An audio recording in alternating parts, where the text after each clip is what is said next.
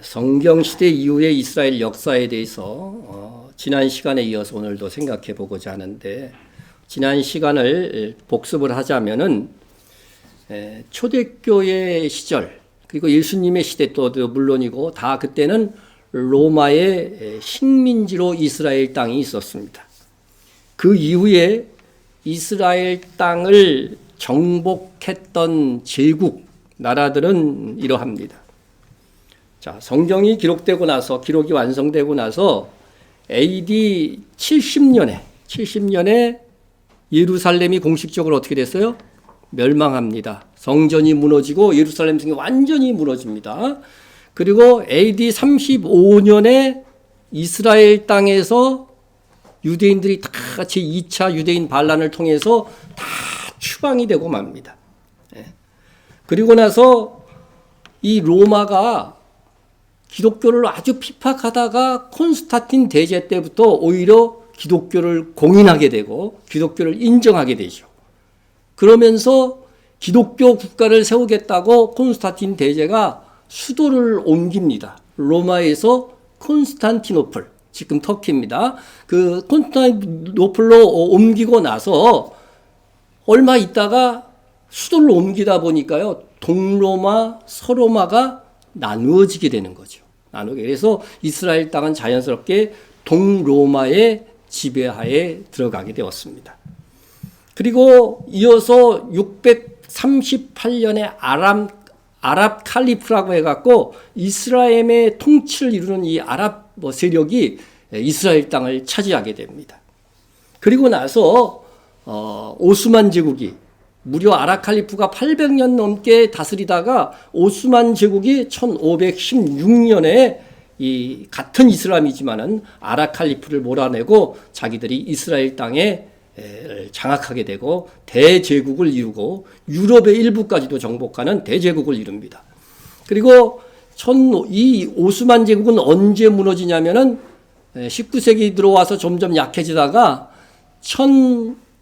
세계 1차 대전이 있는 그 전쟁에서 독일과 함께 전쟁을 펼치다가 영국과 연합군 쪽에 패배함으로 인하여서 바로 소멸되고, 바로 영국이 1919년서부터 1948년까지는 영국의 지배하에 이스라엘 땅이 있게 되는 것입니다. 그런데 영국은 이 중동 지역의 군대를 10만이나 보내서 유지할 수 있는 그런 여력이 되지 않자 이스라엘 땅의 운명을 어디에다 넘겼냐? 유엔에다가 넘깁니다. 여기까지가 우리가 지난 시간에 생각했던 내용이었습니다. 그런데 이렇게 이스라엘 땅을 차지한 제국들이 계속해서 변천해 왔지만은 사실은 이스라엘이 AD 70년에 공식적으로 멸망했고 135년서부터는 이스라엘 땅에 유대인들이 없었어요. 거의 없었습니다. 그러니까 이스라엘 땅을 지배하는 나라들은 변천해 왔지만 거기에 사실 유대인을 지배하고 다스렸다고는 볼 수가 없다고 하는 것입니다. 그래서 AD 70년을 기준으로 하면은요, 무려 독립하기까지 1878년 동안 유대인이 이스라엘 땅에 살지 않은 겁니다. 그들이 하나님께서 아브라함에게 약속했던 그 땅에 살지 않았던 거예요. 추방되었던 135년을 기준으로 한다면 1813년 동안 그 땅에 살지 않았고, 이스라엘 사람들은 오히려 이스라엘 땅을 떠나서 세계 각지에 흩어져서 겨우 그들의 정통성만을 유지해 나갔을 뿐입니다. 자, 그러면은 대부분의 국가들은요, 소멸합니다. 이 시대가 우리나라 고구려 초기 시기니까, 정말 우리나라 고구려가 남아있습니까? 그런 민족이 안 남아있잖아요. 그와 마찬가지로 이스라엘을 유대인들이 다 소멸했을 것 같은데, 그들은 그들 나름대로의 주거지를 모여 살고 그들의 정통성 유대교를 유지해 나가고 있었던 것입니다. 여기서 이제 이스라엘이 독립하기 직전 영국이 이스라엘 땅을 통치할 때를 조금 더 살펴보고 지나가고자 합니다. 영국이 이제 지배하던 때에 보시면은 지금 이스라엘 땅이 이렇게 요단강을 통해서 이렇게 나누어지잖아요. 그래서 요단강을 통해서 나누어지는데 바로 동쪽을 트랜스 요르단이라고 이렇게 칭했고, 그리고 서쪽을 팔레스타인이다 이렇게 부르기 시작했습니다. 팔레스타인은 성경에 나오는 어디라고요? 블레셋이라고 얘기했죠. 이렇게 부르기 시작했습니다.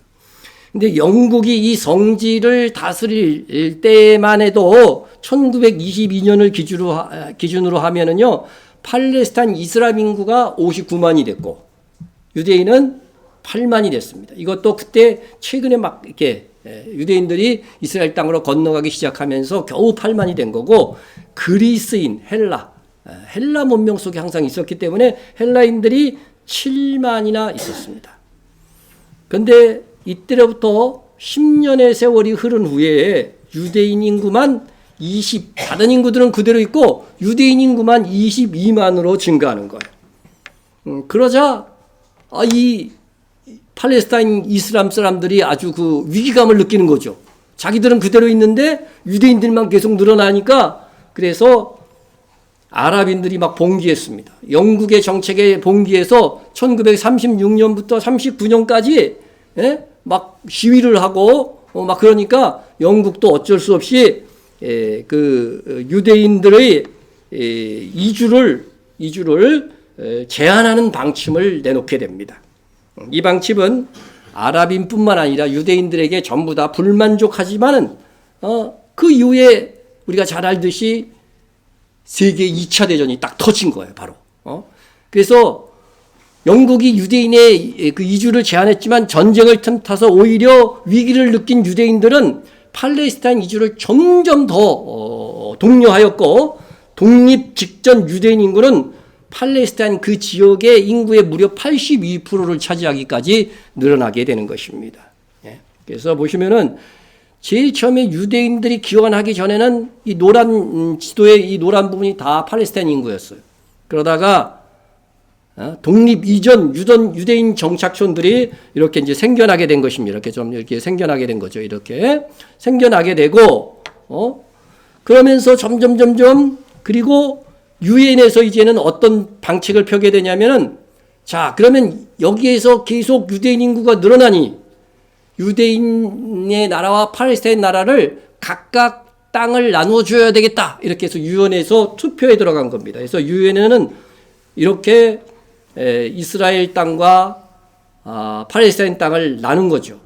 이스라엘이 82%의 인구였지만 당시에, 그러나 유대인들이 56%의 땅, 이스라엘이 56%의 땅을 차지하고 팔레스타인이 43%의 땅을 차지하는 것입니다.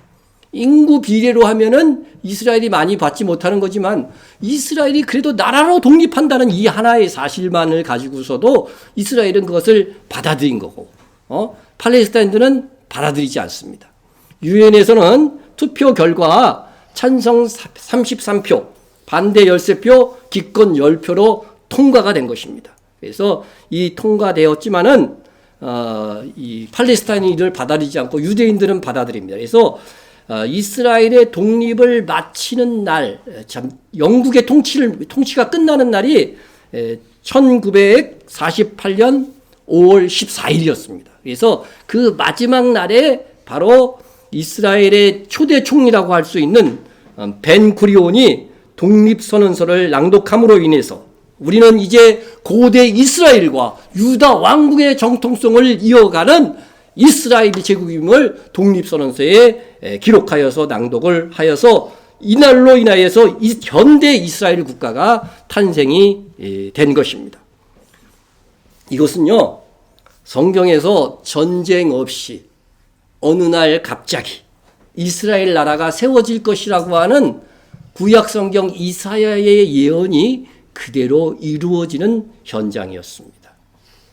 이사야서에 보면 이렇게 되어 있습니다. 시온은 진통하기 전에 해산하며, 여러분 시온, 이스라엘, 예루살렘 이건 다 같은 의미를 나타내는 겁니다. 시온은 진통하기 전에 해산하며 고통을 당하기 전에 나말을 낳았으며 이러한 일을 들은 자가 누구이며 이러한 일을 본 자가 누구이겠느냐. 나라가 어찌 하루에 생기겠으며 민족이 어찌 한순간에 태어나겠느냐. 그러나 시온은 진통하는 즉시 그 아들을 순산하였도다.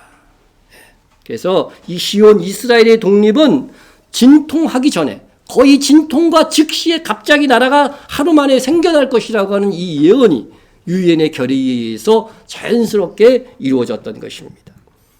여러분, 대부분의 나라는 독립할 때 어떻게 돼요? 독립전쟁을 펼칩니다. 미국이 독립할 때 어떻게 했어요? 영국과 전쟁을 벌였잖아요. 거기서 승리함으로 인해서 독립을 하게 되는 것이죠. 그런데 이스라엘은 독립 후 오히려 해산의 고통을 겪는 거예요. 해산의 진통을 반대로 겪는 겁니다. 그래서 진통하기 전에 해산한다는 그러한 예언이 있었던 것입니다. 그래서 독립 후에 오히려 아랍과의 여러 차례의 전쟁을 걸쳐서 이렇게 독립을 유지하고 얻게 되는 그런 장면이 역사 속에 있었던 것인데, 이것이 다 성경에 기록되어 있는 예언이 그대로 성취된 것입니다. 그런데 여기서 우리가 중요하게 생각해야 될 것은 이스라엘의 독립은 오늘날 예수를 믿는 우리에게 매우 중요한 사건이라고 하는 것입니다. 우리의 사는 이 현장에서 일어난 일 중에 가장 큰 표징 징조는 바로 이스라엘의 독립이라고 하는 것입니다. 주님이 이 땅에 오셨을 때에는 이스라엘은 주권이 없는 독립국가가 아니었습니다. 로마의 식민지였습니다. 그래서 제자들은 예수님께서 이스라엘의 왕이 되셔서 로마를 무찌르고 이스라엘을 독립주권국가로 만들어 주시기를 간절히 원했습니다. 하지만 예수님은 시종 이스라엘을 무화과 나무에 비유하시면서 뭐라고 하셨냐면은, 지금 내가 이스라엘의 왕으로 등극하여서 이스라엘 온 만국을 다스리는 그런 왕이 되는 것이 아니라 내가 다시 올 때 그 일이 이루어질 것이다. 이스라엘의 독립은 지금이 아니라 주님 가셨다가 다시 오실 때가 가까울 무렵에 이루어질 일이라고 말씀해 주신 것입니다. 이를 어떻게 말씀해 주셨냐면은, 예수님께서 우리 죄를 사하기 위해서 이제 마지막 예루살렘으로 탁 들어가는데, 예루살렘 가까이 오셨을 때에 길가에 한 무화과 나무를 보시고 그리로 가서 잎사귀밖에 아무것도 찾지 못하고 나무에게 이르시되 이제부터 영원토록 내가 열매를 맺지 못하리라 하시니 무화과 나무가 곧 마른지라. 여기서 열매 맺지 못한 무화과 나무가 마른 것은 무화과 나무로 상징되는 이스라엘이 AD 70년에 멸망할 것에 대한 예언이었던 것입니다. 이스라엘의 무화과 나무는 6월절이 있는 4월부터 해서 10월까지 5차례 정도 열매를 맺습니다. 그 중에 6월절 즈음의 첫 열매로, 무화과의 첫 열매로 열리는 나무 열매 무화과를 뭐라고 한다고 그랬어요? 그 나무 열매를.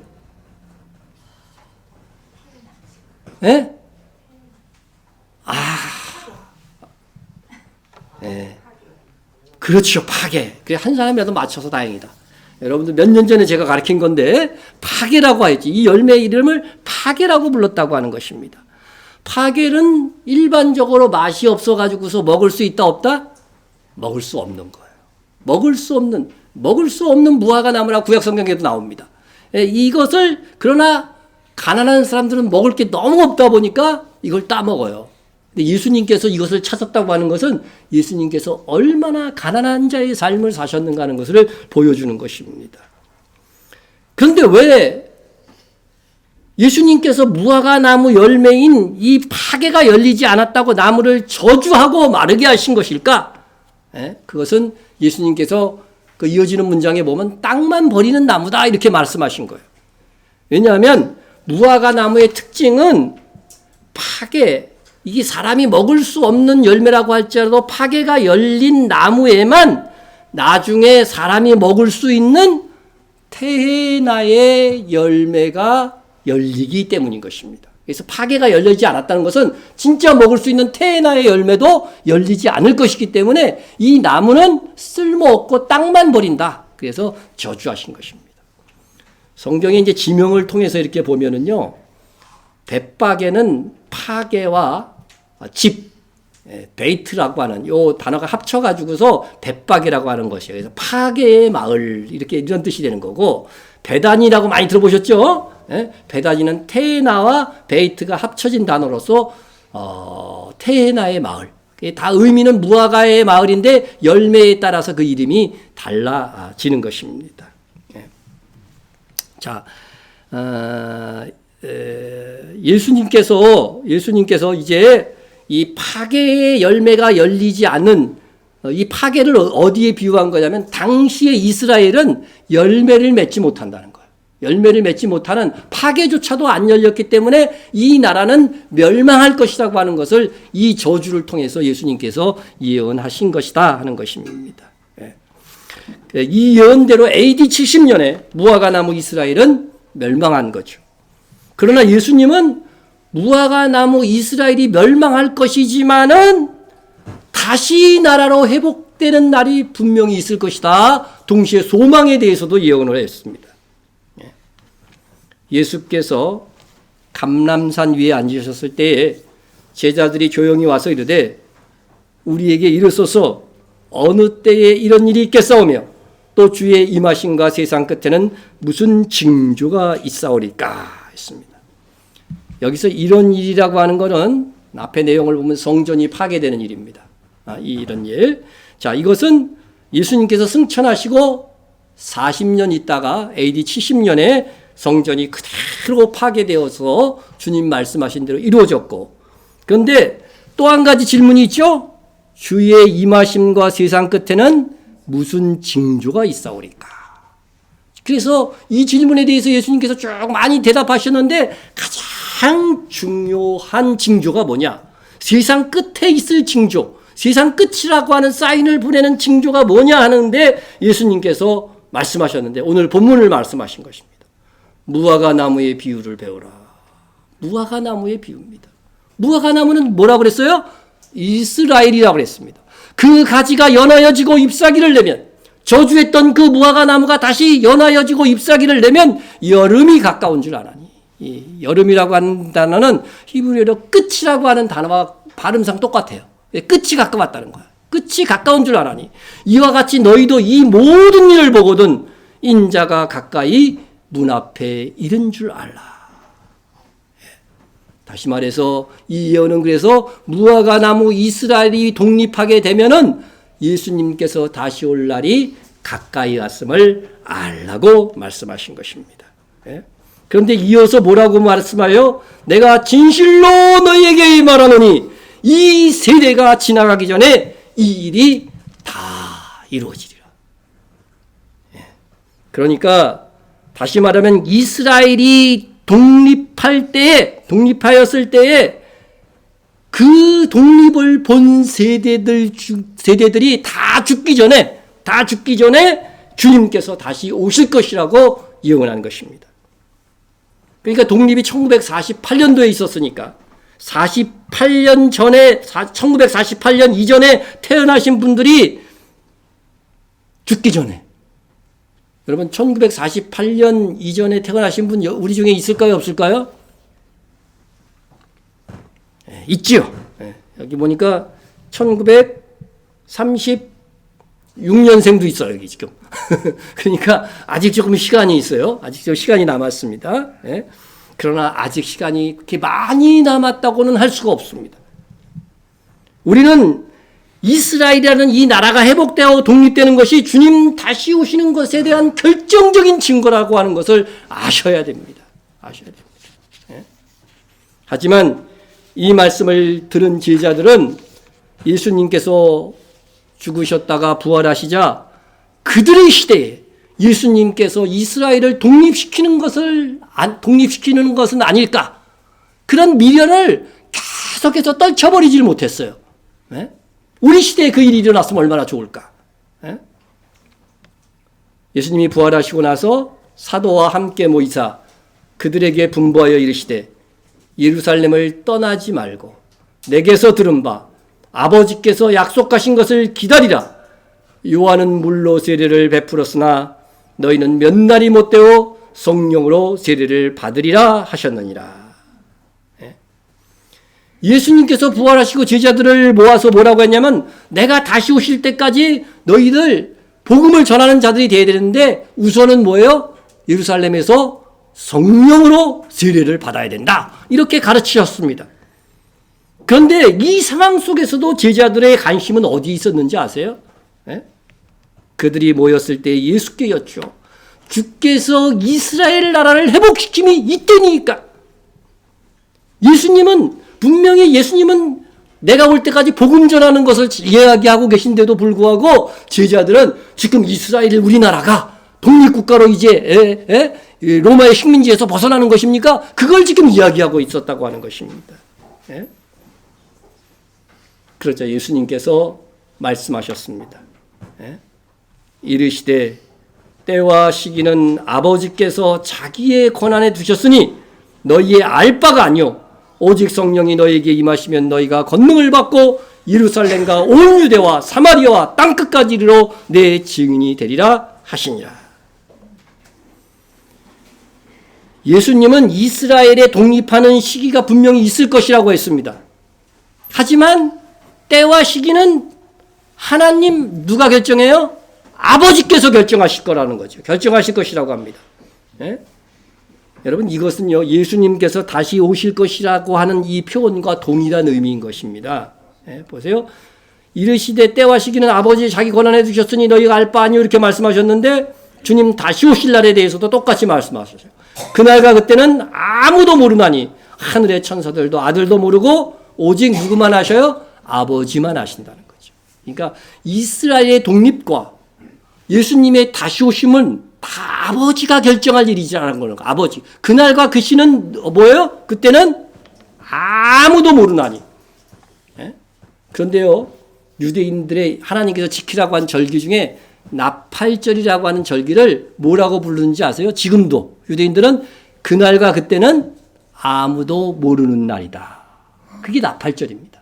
그래서 예수님은 이것을 나팔절에 빗대어서 말하신 거예요. 그러니까 예수님은 공중강림하실 때는 나팔절에 오실 것이고 지상재림하실 때는 속죄일에 오실 것이 분명합니다. 왜 그래요? 유월절도 어떻게 해요? 예수님이 정확하게 그때 오셔서 유월절 날 돌아가시고 초실절 날 부활하셨죠. 그리고 오순절 날 정확하게 성령 강림하셨죠. 그러니까 그날과 그 시는 모른다고 하는 그 절기인 나팔절에 공중 강림하시고 속죄일에 지상 재림하시게 될 것입니다. 자, 이상 이스라엘의 독립이 얼마나 중요한 마지막 때의 징조가 되는가에 대해서 살펴봤습니다. 1948년 5월 14일이 이스라엘은 이 말씀의 예언대로 진통하는 즉시 해산하는 나라가 되었고 오히려 해산 후에 해산의 고통에 해당하는 독립을 지키기 위한 전쟁이 있었던 것입니다. 그래서 이스라엘이 48년도에 독립하고 나서 4차례의 중동 전쟁이 있었는데 그것에 대해서 좀 생각해 보려고 합니다. 중동 제1차 전쟁은 독립전쟁이나 마찬가지입니다. 이스라엘이 독립을 선언하고 그 다음 날부터 주변에 있던 아랍 국가들이 막 쳐들어왔습니다.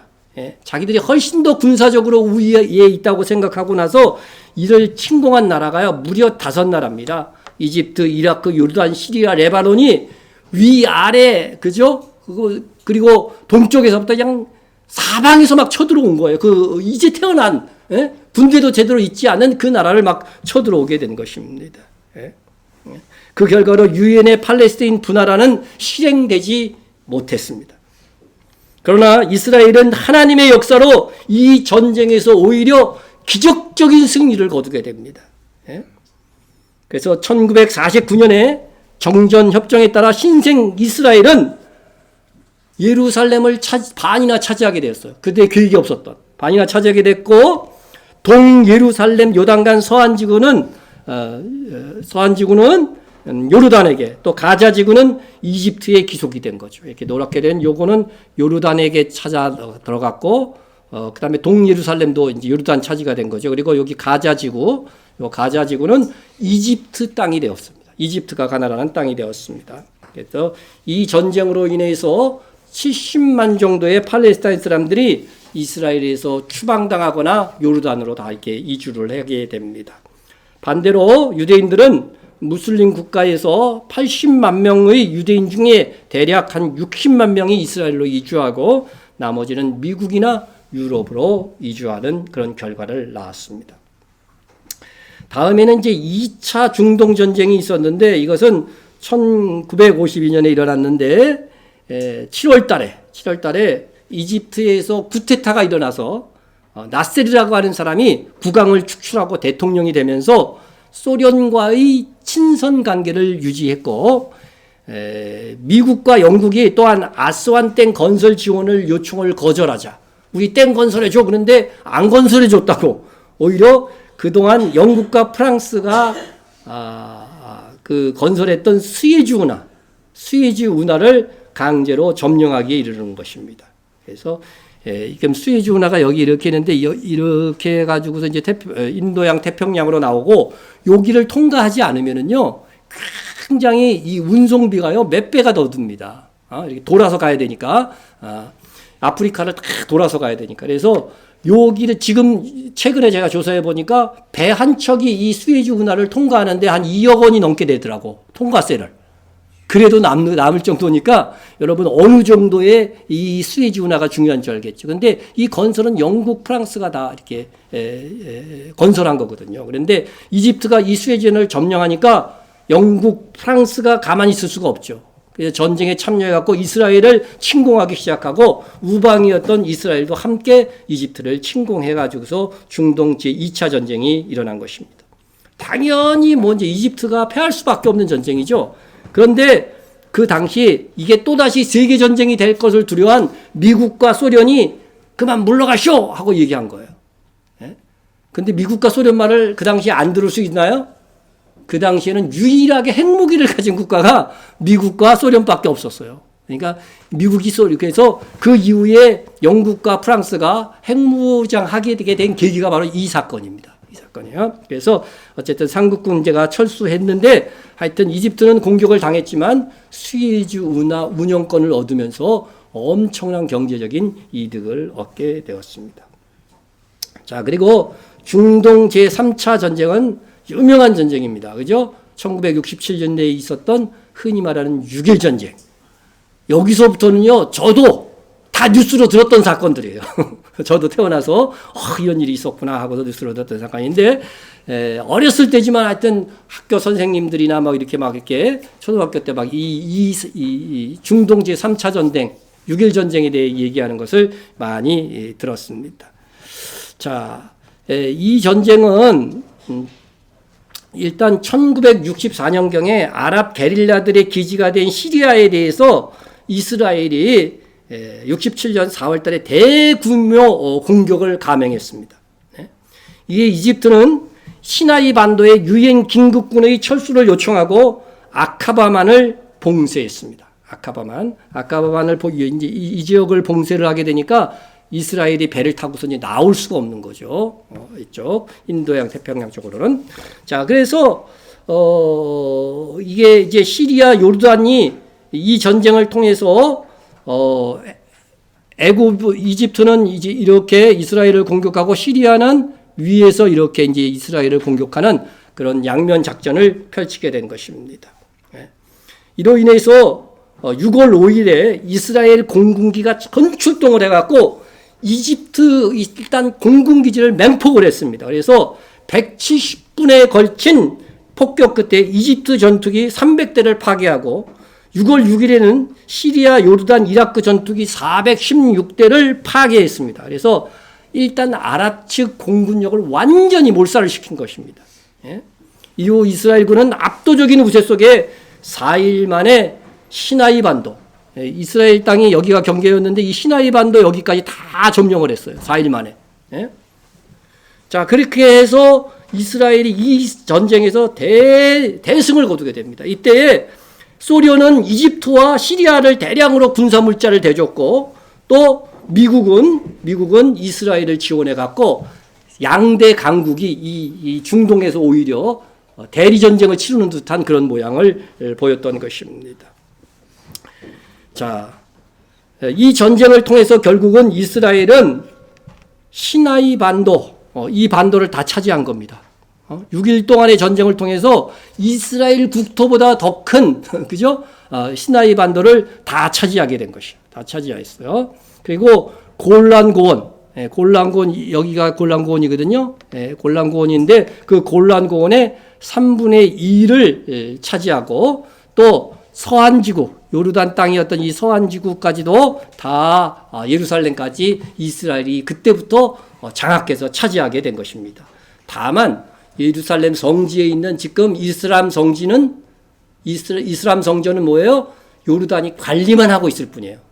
이스라엘권이, 전 세계 이스라엘권이 반발할까봐 그때에 그 이스라엘 성전을 폭격은 못했어요. 그래서 그 관리만 지금 맡겨두고 있는 것이지, 이스라엘 지금 온 땅들은 사실 다 이스라엘의 관할하에 들어가게 되었고, 요 조그만 남았던 가자지구, 요 가자지구도 역시 이제 이스라엘 수중으로, 이집트에서 이스라엘 수중으로 다 넘어오게 된 것입니다. 자, 그리고 이제 중동 4차 전쟁은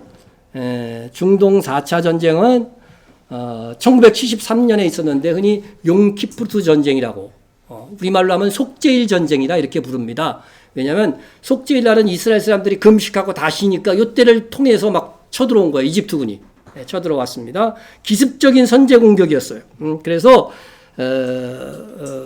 이 전쟁에서 결국은 이집트가 초반에는 유리했어요. 갑자기 기습적으로 용키푸르 때 막 쳐들어오니까 이스라엘이 피해가 좀 있었는데 3일 후부터 이스라엘이 반격을 가하게 되어서 그때부터는 이스라엘 전세가 우수하게 됩니다. 그래서 지금도 이스라엘은 자기네가 이때 승리했다고 보고 이집트는 또 자기들이 승리했다 이렇게 봅니다. 초반에는 이집트가 유리했고 후반으로 갈수록 이스라엘이 유리하게 전쟁이 전개가 되었습니다. 반면 위에서 쳐들어왔던 시리아의 경우에는요, 골란고원 3분의 1까지 다 뺏겨갖고 완전히 다 골란고원 전체를 빼앗기는 그런 결과를 가져오게 되었습니다. 그래서 골란고원 이 전체를 이제 이스라엘 수중으로 들어가고 지금은 유엔 감시군이 이 시리아와의 경계선에 지금 주둔하고 있는 그런 형국이 오늘날까지 지금 이어지고 있는 것입니다. 자, 이렇게 해서 네 차례의 이 중동 전쟁은 이스라엘 건국이 원인이 되어 가지고서 큰 전쟁을 치렀지만 번번이 이스라엘의 승리로 끝났고, 이로 인해서 이스라엘은 건국 당시보다 더 확장된 영토를 갖게 되었던 것입니다. 자, 그 이후에는 이제 더 이상의 전쟁이 없고 두 번의 평화 조약이 있었습니다. 평화 조약이 있었는데, 먼저 첫 번째 평화 조약이 뭐냐면 이집트와 이스라엘 간에, 이거 잘못됐네. 73년이 아니라 1979년입니다. 1979년에 평화 조약이 맺어지는데, 여러분 요 가운데 있는 사람 누군지 아시죠? 나이 드신 분은 누구 같아요? 카터잖아요, 그죠? 미국의 카터 대통령이 주도를 했습니다. 그래서 이로 인해서 이집트는요, 뭐를 물려받게 되냐면은요,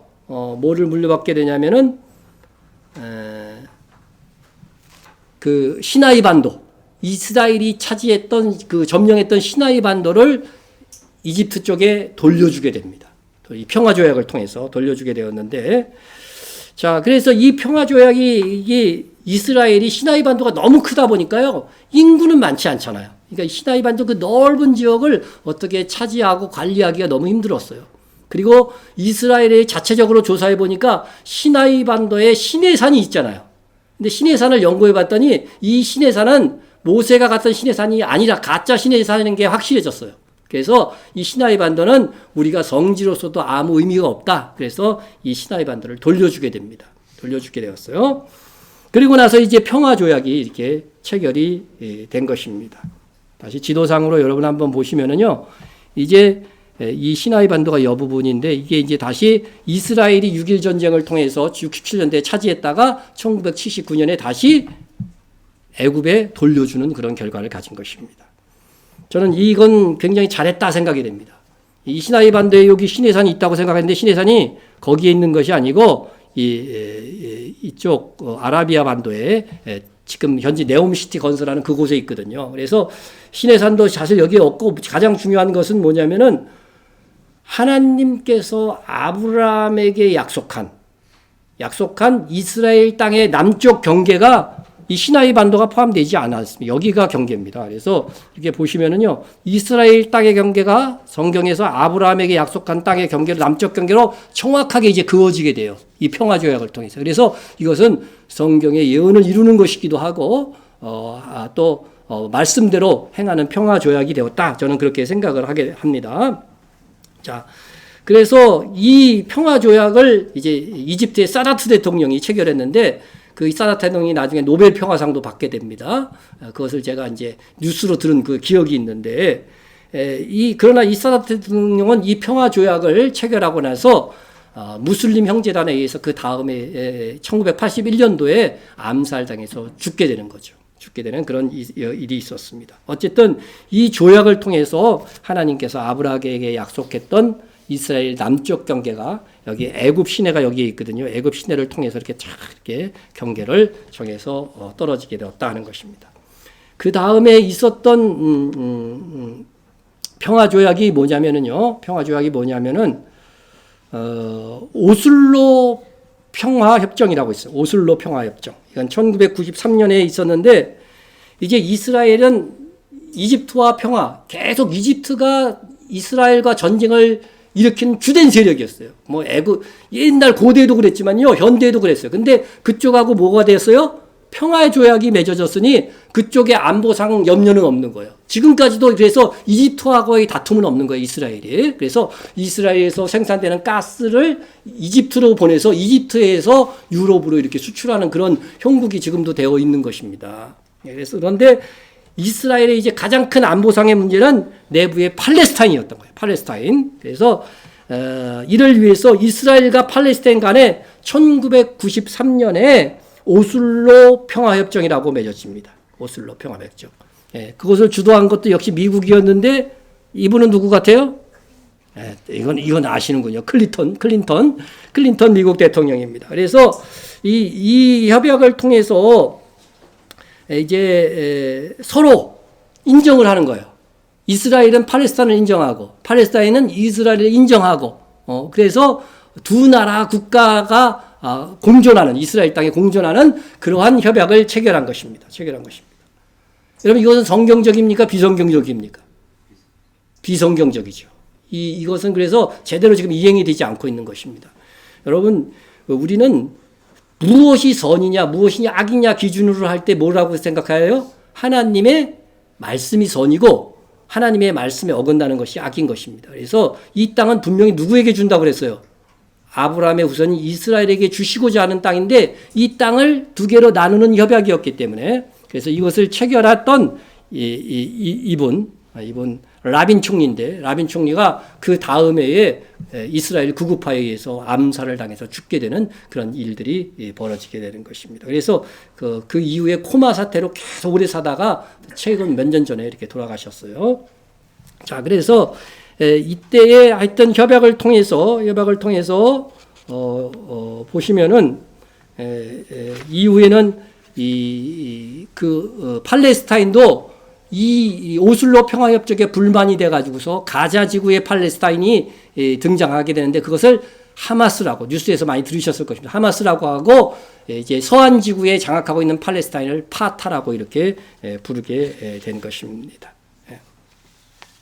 자, 우리가 그래서 1979년에 이집트 평화협정은 다시 말하지만 하나님께서 아브라함에게 약속한 남쪽 경계를 그대로 확정하는 조약이기 때문에 성경적이라 할 수 있고 93년의 오슬로 평화협정은 하나님이 주신 이스라엘 땅을 둘로 나누는 협정이기 때문에 비성경적인 협약입니다. 그래서 하나님께서 이스라엘에 있는 주변 나라 세계 각국들을 심판하시는 말씀 중에 선지자의 예언이 뭐라고 되어 있냐면요, 내 땅을 둘로 나누는 책임, 그 책임을 물어서 열방을 심판한다고 되어 있어요.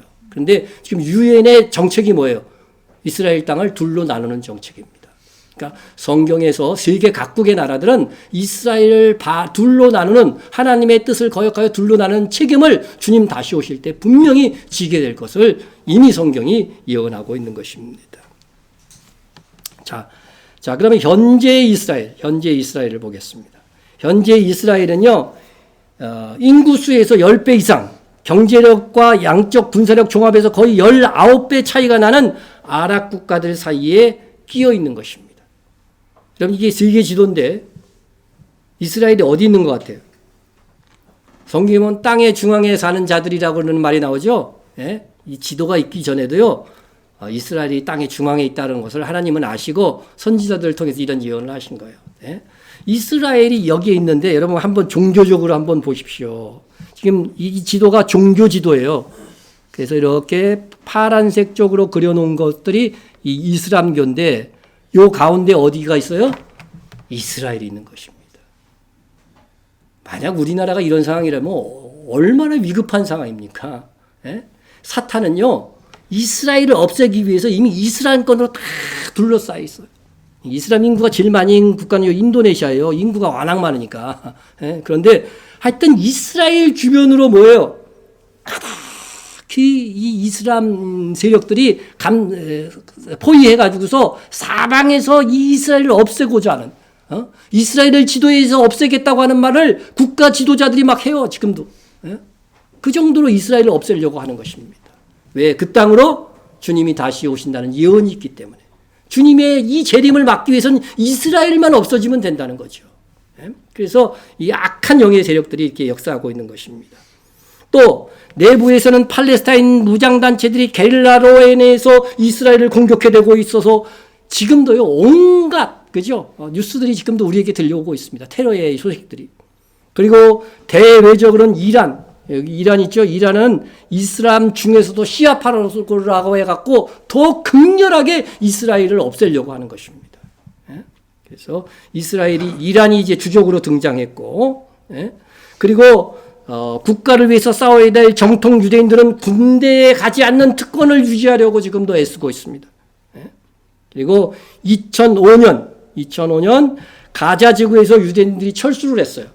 유대인 정착촌을 다 팔레스타인 사람들이 거기에 모여 살라고 그러고 정착촌을 이렇게 나왔어요. 그래서 평화를 유지하면서 살자고 그랬어요. 그러나 이것은 비성경적인 사건이기 때문에 이후에서 이 가자 지구는 하마스라고 하는 테러 단체가 다 장악을 해서 지금도 이스라엘도 1년에 평균 한 800발 정도의 미사일이 이스라엘 쪽으로 계속 날아오고 있어요. 그러나 세계 어떠한 보도도 이런 보도를 하지 않습니다. 이스라엘이 팔레스타인을 핍박하고 있다는 그런 뉴스만 나오죠. 그 대부분. 예? 그러나 이 가자지구에서 1년이면 800여 발의 미사일이 날라오기 때문에 그거를 아이돔을 통해서 계속 막아내고 몇 발은 또 터지고 막. 그래서 어린아이들이 스데롤에 사는 그 어린아이들이 트라우마에 막 시달리고 있고 막 그렇다고 하는 것들을 우리가 또 우리 나름의 진짜 뉴스를 들어볼 수가 있는 것입니다.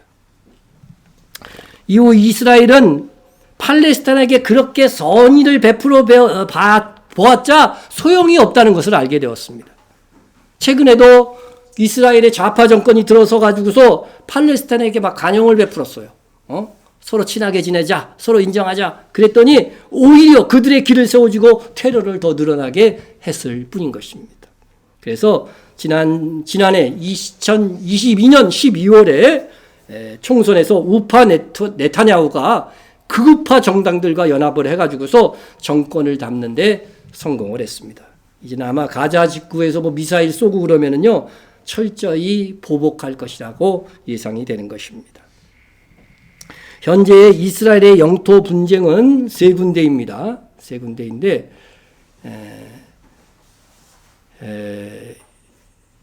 보시면은 첫째는 골란고원 쪽, 이 골란고원 쪽은 시리아와 영토 분쟁을 벌이고 있고, 또 그 다음에는 서한 지구, 이쪽이 이제 일단 골란고원입니다. 여기가 골란고원 아주 지대가 높지요. 지대가 높기 때문에 이 골란고원에서는 지대가 높기 때문에 만약 시리아 적대적인 나라가 등장해서 골란고원을 다시 차지하게 된다고 한다면 이스라엘이 굉장히 위험한 지역에 이스라엘이 환히 보이는.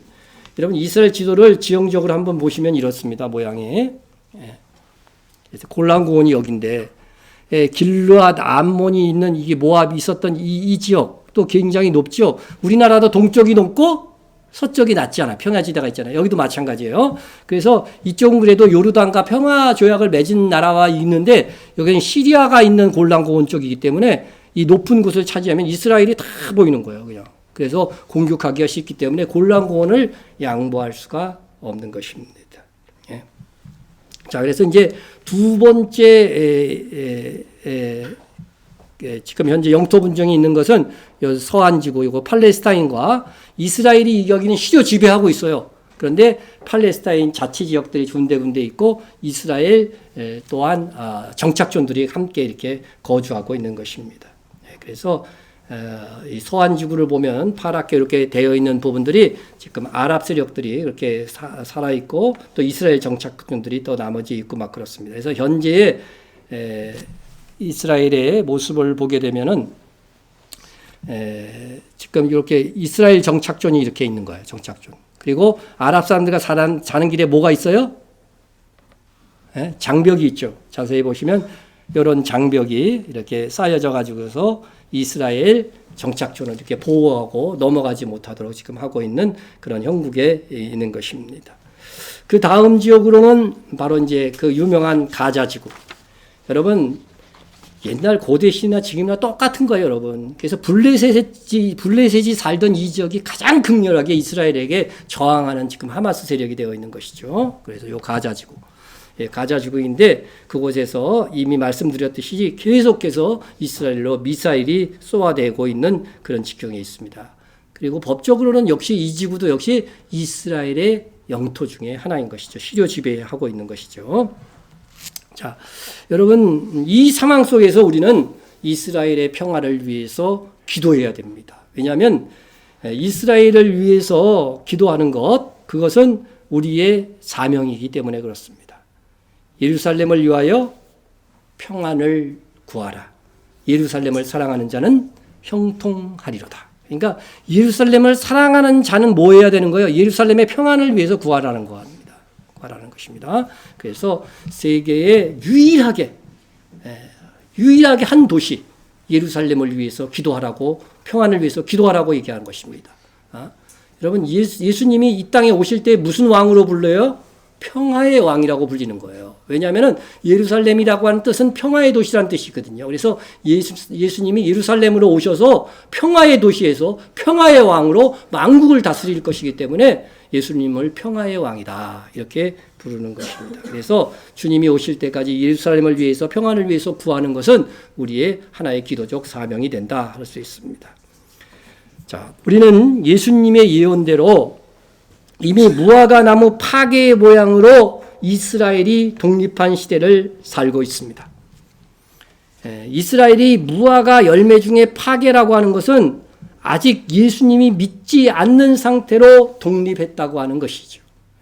자, 한번 다시 살펴볼 텐데 예수님이 무화과 나무를 저주하자 말랐죠. 이것은 바로 70년에 멸망한 이스라엘에 대한 예언이었습니다. 그리고 이제 파괴라고 하는 열매, 먹지 못할 과실로, 그러니까 영원히 구원받지 못한 상태로 이스라엘이 독립하게 될 것인데 그것이 바로 파괴의 열매로 등장하는 이스라엘 1948년에 독립한 이스라엘입니다. 이때 독립한 이스라엘은 예수를 믿었어요, 안 믿었어요? 안 믿었죠.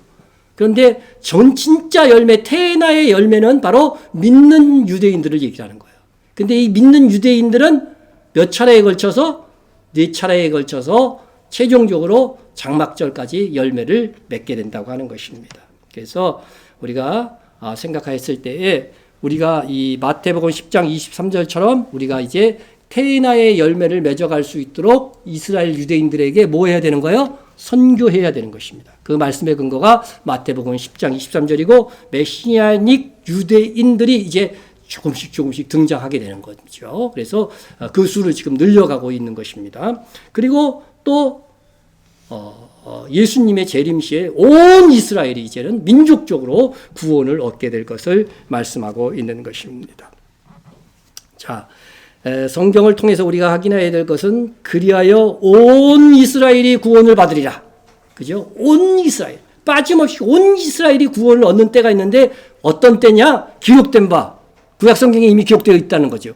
구원자가 시온에서 오사 시온에서 오사 야곱의 경건치 않은 자를 돌이키겠고, 이것은 야곱이라고 하는 건 이스라엘의 또 하는 표현이에요. 이스라엘의 야곱의 이름이 이스라엘이 된 거니까. 그래서 온 이스라엘이 구원받는 때는 구원자가 시온 예루살렘에 오셨을 때에 그 일이 이루어질 것이다. 그래서 예수님의 재림을 통하여서 이 일이 이루어질 것을 말씀하고 있는 것입니다. 그러나 그 이전에 순차적으로 열매를 맺는 태아나의 열매처럼 주님 다시 오실 때까지 유대인들을 그리스도의 품으로 돌아오게 하는 그런 복음을 전하는 선교적 세력, 선교적 그리스도의 제자들이 있을 것을 또한 성경은 예언하고 있습니다. 지난주에 이어서 이 말씀을 통해서 다시 한번 기억하시기 바랍니다. 이 동네에서 너희를 박해하거든 저 동네로 피하라. 내가 진실로 너에게 이르노니 이스라엘 모든 동네를 다 다니지 못하여 누가 오리라? 인자, 곧 예수님께서 오시리라 예언하고 있는 것입니다. 그래서 이스라엘 동네를 다니면서 복음을 전하는 사람들, 이 사람들이 마지막 주님의 오실 길을 예비하는 선교사역, 그것을 지원하는 교회가 마지막 시대의 참 교회가 될 것을 성경은 분명히 말씀하고 있는 것입니다. 그래서 우리는 이스라엘의 역사의 틀을 통해서 지난주 이번 주를 통해서 배웠습니다. 또 그것이 주님 다시 오실 때가 가까이 왔다는 징조라고 하는 것도 말씀을 통해서 배웠습니다. 그리고 지금 우리가 주님 다시 오실 길을 예비하기 위한 가장 시급한 일이 무엇인지에 대해서도 배웠습니다. 여러분, 알고도 열심을 내지 못하는 우리가 되어서는 아니 될 것입니다. 저와 여러분의 남은 일생을 정말 여기에 승부를 거신다고 한다면 주님 다시 오시는 그날에 정말 잘했다 칭찬받게 될 것입니다. 그리고 주와 함께 왕노릇하는 첫째 부활에 참여하게 될 것입니다. 오늘 이 말씀 중에 이스라엘의 모든 동네를 다니지 못하여 인자가 오리라. 이것은요 1878년 동안요 황당한 말씀이었어요. 왜 그래요? 이스라엘이라는 나라가 없는데 이스라엘 동네에 무슨 복음을 전하러 다녀요. 그래서 이 기간 동안 어떤 신학이 너무나 오랫동안 이스라엘이라는 나라가 없었기 때문에, 이스라엘 동네가 없었기 때문에 만들어진 신학이 뭐였냐면요, 이스라엘의 역할은 교회로 다 옮겨왔다는 거죠. 오늘날의 이스라엘은 교회다 이렇게 가르치는 대체 신학이 등장하게 된 것입니다. 이러한 대체 신학 때문에 나오는 많은 이단들이 있습니다. 여러분, 이스라엘 자손의 각 지파 중에서 인침을 받은 자들이 14만 4천이니 14만 4천은 누구예요? 이스라엘 자손이에요. 그런데 이스라엘을 교회로 가르치다 보니까 이 14만 4천이 우리다 하고 나오는 이단들이 많은데 대표적인 이단이 여호와의 증인, 그죠? 신천지, 이런 이단들이 이렇게 잘못된 신학을 우리 정통교회들이 깔아주면서 생겨난 이단들이라고 하는 것을 우리가 알아야 됩니다. 자, 그래서 드디어 그런데 주님의 말씀이 이루어질 수 있는 이스라엘의 독립이 1948년 5월 4일 날 있었던 것입니다. 우리나라는 8월 15일 날, 같은 해 8월 15일 날 있었죠. 그러나 이스라엘이 독립하고도 이스라엘 동네로 복음을 전하러 다닌 사람들은 오랫동안 없었습니다. 그러나 이스라엘이 독립하고 이스라엘 동네에 복음을 전하러 다닌 사람들이 오랫동안 없었는데 독립한 지 70년이 되면서부터 이스라엘의 복음을 전하는 일이 아주 왕성하게 일어나게 되었다는 것입니다. 유대인들의 기독교에 대한 반갑이 너무나 심해서 그동안 복음을 전하지 못했지만 이제 그 핍박도 점점 약해지고 있습니다.